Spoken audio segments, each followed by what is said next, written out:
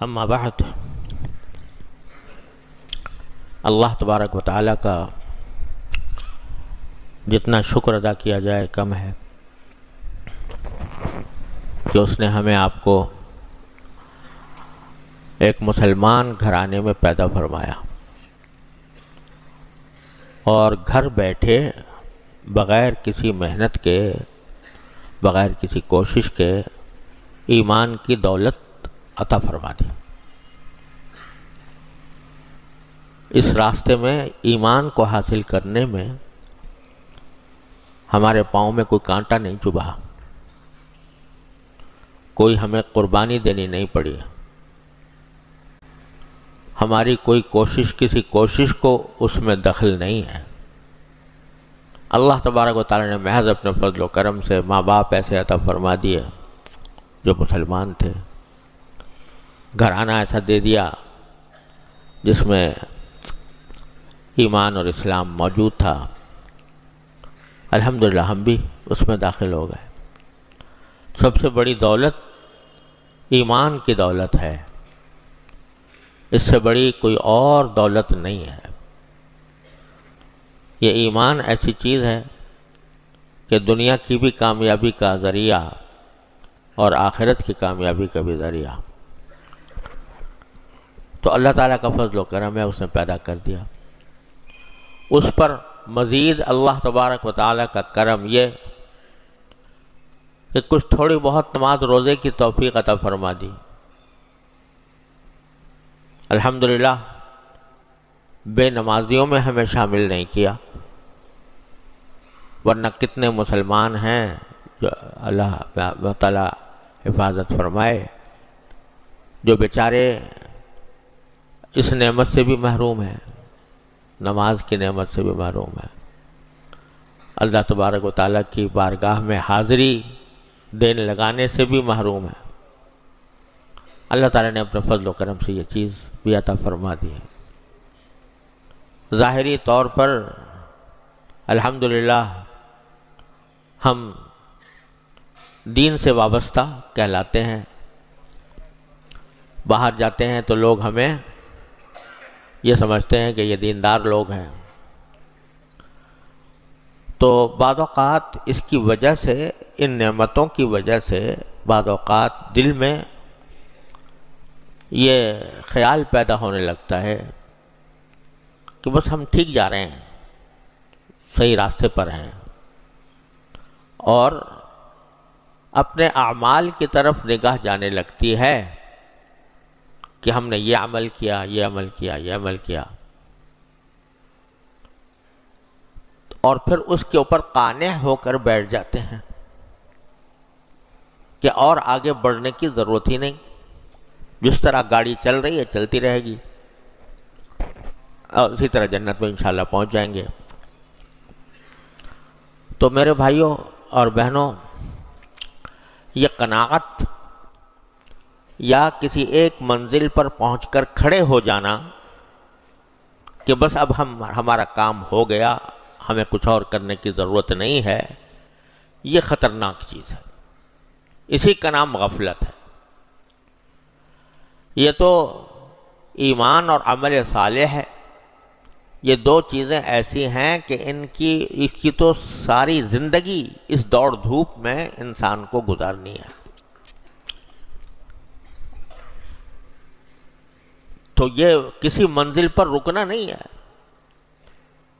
اور اے برادر بے نہایت درگہیز، مولانا فرماتے ہیں، اے برادر بے نہایت درگہیز، ہرچہ بروے می رسی بروے مہیس، کہ اے بھائی یہ جو درگاہ ہے نا، اللہ تبارک و تعالیٰ کی طلب کی درگاہ، اللہ تبارک و تعالیٰ کے ساتھ تعلق کی درگاہ، اللہ تعالیٰ کی طرف رجوع کی درگاہ، اس پر ایمان کی درگاہ، اس کی خاطر سجدے کرنے کی درگاہ، اس کی خاطر اس کا ذکر کرنے کی درگاہ، یہ بے نہایت ہے، اس کی کوئی انتہا نہیں۔ اے برادر بے نہایت درگہیز، ہرچہ بروے می رسی بروے مہیس، جس مقام پر بھی پہنچ جاؤ وہاں پہنچ کر کھڑے نہ ہو جاؤ، بلکہ یہ چلنے کی ہے. یہ چلتے چلتے چلتے چلنا ہی منظور ہے، چلنا ہی منظور ہے، چلنا خود منزل ہے اس راستے میں. چنانچہ اللہ تبارک و تعالیٰ جو اپنے بندوں کے خاص بندوں کا ذکر فرماتے ہیں تو فرماتے ہیں کہ الذین یؤتون ما آتوا وقلوبہم وجلۃ انہم الی ربہم راجعون، کہ وہ جو عمل بھی کرتے ہیں، نماز ہو، روزہ ہو، ذکر ہو، تسبیح ہو، عمرہ ہو، حج ہو اور تلاوت ہو، جو کچھ بھی ہے کرتے رہتے ہیں اور ساتھ ڈرتے بھی رہتے ہیں. کرتے رہیں اور ڈرتے رہیں. ان کے دل میں ڈر ہوتا ہے اس بات کا کہ ہمیں تو اللہ تعالیٰ کے سامنے جانا ہے، ہم کیا، ہمارا عمل کیا، ہم نے کیا اس کی بارگاہ کے لائق، ہم نے کون سا عمل اس کی بارگاہ کے لائق کر لیا. لہذا آگے بڑھنا. جب دل میں یہ بات آ جاتی ہے الذین یؤتون ما آتوا وقلوبہم وجلۃ انہم الی ربہم راجعون، ان کے دلوں میں یہ خوف ہوتا ہے کہ ہم تو اللہ تعالیٰ کے پاس جانے والے ہیں، پتہ نہیں ہمارا یہ عمل کیا حیثیت رکھتا ہے اللہ تبارک و تعالیٰ کی عظمت کے آگے. اللہ تعالیٰ کی تم نے بہت خشوع سے، خضوع سے، دل لگا کر، گڑ گڑا کر، رو کر نمازیں پڑھ لی، سجدے کر لیے. وہ اللہ جل جلالہ کی عظمت کے آگے وہ سجدہ، اس کی تو کوئی حیثیت نہیں اللہ تبارک و تعالیٰ کی عظمت و جلال کے آگے. لیکن ان کا کرم ہے کہ وہ اپنے فضل و کرم سے اس کو قبول فرما لیتے ہیں. اسی لیے حضرات صوفیہ فرماتے ہیں کہ جو شخص عمل کر کے امید باندھے ہوئے ہے، عمل کر کے اس عمل پر بھروسہ کیے ہوئے ہے کہ یہ عمل مجھے جنت میں لے جائے گا، تو وہ فضول آرزو باندھ رہا ہے، وہ فضول محنت کر رہا ہے. عمل آدمی کو جنت میں نہیں لے جائے گا، اللہ تعالیٰ کا فضل اور اس کی رحمت لے کے جائے گی. اور جو آدمی عمل کیے بغیر یہ امید باندھ رہا ہے کہ میں چلا جاؤں گا، تو وہ اپنے آپ کو جھوٹی آرزوؤں میں مبتلا کر رہا ہے، جس کا حاصل یہ ہے کہ جائے گا وہی جو عمل کرتا ہوگا، لیکن عمل کرنے کے نتیجے میں اللہ جل جلالہ کی رحمت اس کو لے کے جائے گی. عمل میں اپنی ذات میں کوئی اتنی بڑی خاصیت نہیں ہے کہ وہ اللہ تعالیٰ کی عظمت کا حق ادا کر سکے، وہ اپنا اللہ تعالیٰ کا فضل و کرم ہی لے کے جائے گا. لہٰذا ہمیں ہر وقت عمل بھی کرتا رہیں اور ڈرتے بھی رہیں اللہ تبارک و تعالیٰ سے. یہی ایک مومن کا طرۂ امتیاز ہے جو قرآن کریم نے بیان فرمایا ہے. تو ہمارے بزرگوں نے فرمایا کرتا رہے اور ڈرتا رہے. تو جب اور ڈرتا کس بات سے رہے کہ ٹھیک ہے بھئی نماز تو پڑھ لی، ایک تو خود نماز ہی کیسی پڑھی اس کی طرف ذرا توجہ کرے کہ بھئی اس میں ترقی ہو، میں ایک جگہ جا کے کھڑا نہ ہو جاؤں، اب میں ذرا اپنے خشوع میں اضافہ کروں، اپنے خضوع میں اضافہ کروں، اپنے اللہ تعالیٰ کی طرف توجہ میں اضافہ کروں، یہ منزل حاصل کرنے کی کوشش کریں. اور اس سے بڑی بات جو میں عرض کرنا چاہتا ہوں، اللہ تعالیٰ ہم سب کو اس کی طرف دھیان اور توجہ عطا فرمائے، وہ یہ کہ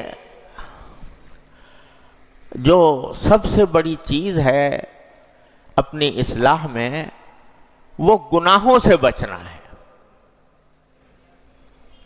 نماز تو پڑھ لی، اللہ کا شکر ہے الحمدللہ، اس کے اوپر بھی اللہ تعالیٰ کا شکر ادا کرو کہ مسجد میں اللہ تعالیٰ نے آنے کی توفیق دی، نماز پڑھنے کی توفیق دی.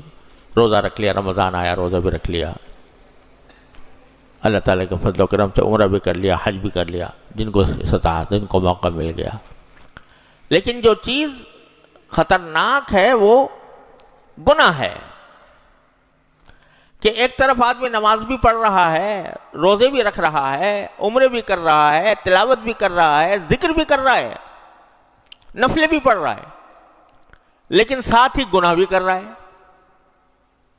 گناہ کے اندر بڑھتا چلا جا رہا ہے، ایک کے بعد ایک، ایک کے بعد ایک، ایک کے بعد ایک گناہ ہوتے جا رہے ہیں، اور ان گناہوں کی کوئی پرواہ بھی نہیں ہے، الیاذ باللہ، پرواہ بھی نہیں ہے کہ میں کیا زہر کھا رہا ہوں، کس آگ میں کود رہا ہوں، کہاں اپنے آپ کو لے کے جا رہا ہوں، اس کی فکر بھی نہیں۔